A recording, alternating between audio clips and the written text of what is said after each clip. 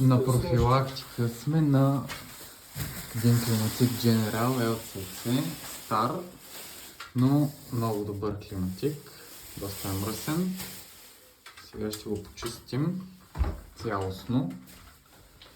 Има възможност да му падне целият гръб с турбината, мотора и да бъде измит качествено.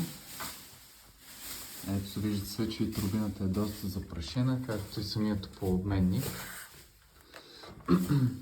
Покриваме стената и пода, да не се цапа и преминаваме към разглобяването.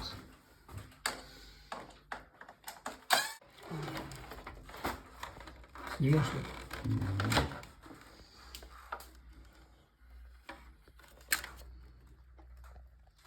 Снимай Ванито.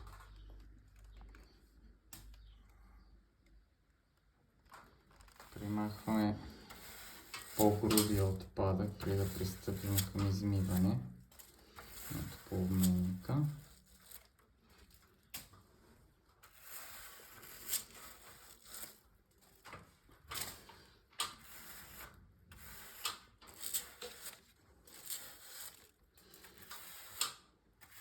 Хубавото на този модел е, че може да бъде разглобен обстойно, турбината да е свалена, както и ваната да се почисти подобаващо.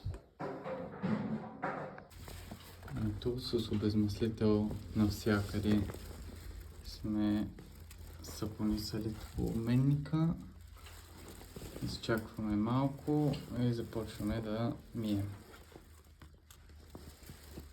За климатик, който се почиства за пръв път от доста години, всичко изглежда супер. Ето е изчистената вана, както и турбината. И започваме да сглобяваме.